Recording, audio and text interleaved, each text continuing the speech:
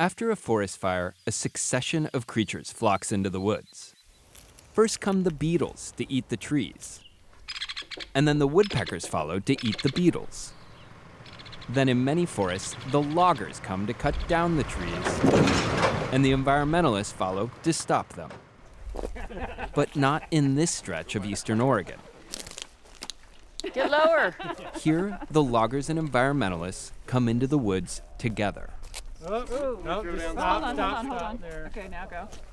There's a Lewis's flying over there. Lewis alert! This is the Blue Mountains Forest Partners. They're a type of group called a forest collaborative, and they've been so successful at finding common ground that environmentalists haven't filed a single anti-logging lawsuit in the Malheur National Forest since 2003. So, did this pencil out? Yeah. This is about as easy as logging gets. I don't hesitate to say that this was the best sale we've had in years. It might not seem like a big deal to see environmentalists and loggers walking together in the woods. But in the Northwest, it is. If you enter this area, you may be subject to arrest. In the 1980s, environmentalists protested timber sales across the region, sparking what was called the Timber Wars. Buried to their waist, chained at the neck, and encased in concrete, environmentalists blockaded this logging road, leading to valuable old-growth timber. By the late 90s, they had managed to severely limit logging in federal forests, which crushed timber-dependent towns like John Day. I can't even name the amount of kids I grew up with that families lost jobs at the mill, lost whole logging companies, and businesses started to close down. Slowly but surely, you start to wonder if you're going to be a ghost town at some point. Zach Williams' family goes back 5 generations in the area. He watched his father close their sawmill, and he says locals blamed environmentalists for locking up the trees. So there is logging that will not be completed. It's important to note that we did challenge all of the area. Susan Jane Brown is an environmental lawyer based in Portland who kept blocking logging on the Malheur National Forest. At that point in our lives, Susan Jane Brown were extremely dirty words to say around here. I certainly was concerned about my safety at times. I had been run out of town before. I'd been tailgated by pickup trucks. I've had air let out of my tires, that sort of thing. Follow me. So how did these two groups go from enemies Chickens are going to cross the road to tromping through the woods together? What it took was a few locals realizing that they couldn't beat Susan Jane in the courtroom.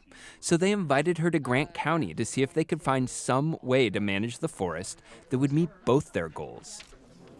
Let's get started. Why don't you sit down, please? Some of those early meetings were in a large room. Industry and community members are on one side of it, the environmental communities on the other, and we have a third-party facilitator that's walking back and forth between us because we couldn't talk to one another. It was that bad, almost that poisonous. They couldn't agree on much, but they could agree on one thing. They were going to follow the science, even if that meant questioning their core beliefs. Mallory Davies gave us a tour of one of several studies initiated by the collaborative. This is the very edge of our research unit, a large area, high-intensity burn fire. It's called the Canyon Creek Complex. Loggers historically rush in to harvest burned timber like this in what's called salvage logging.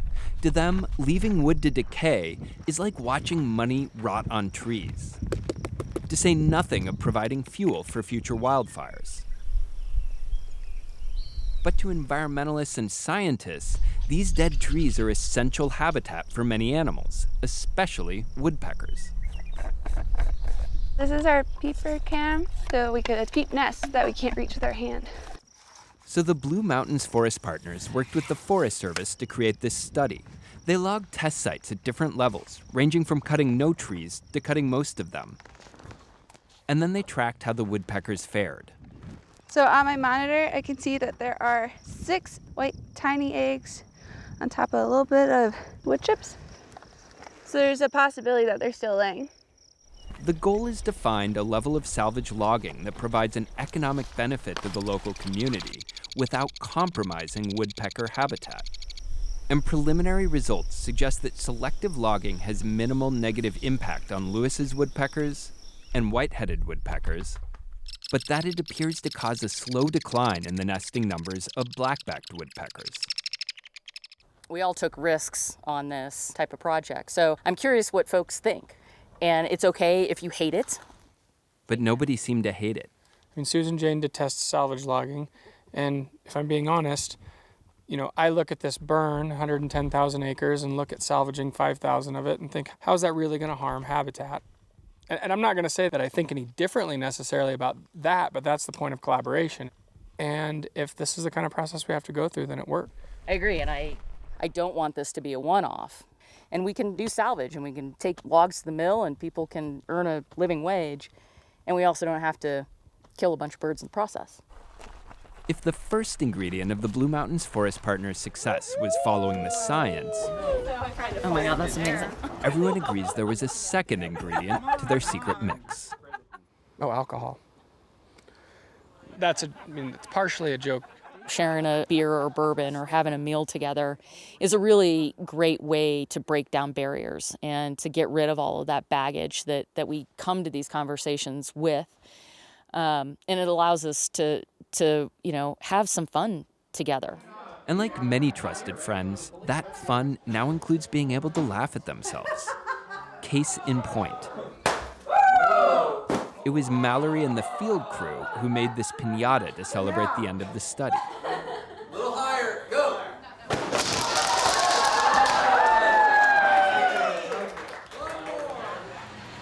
Perhaps the greatest test of this partnership came in 2012, when Grant County's last sawmill announced it was closing for a lack of timber. By then, science had convinced the environmentalists that selective logging was necessary to manage the overgrown forest. So they joined with the timber industry to support a long-term logging and restoration project to keep the mill open, create new jobs, and make the forest more resilient to wildfire and climate change.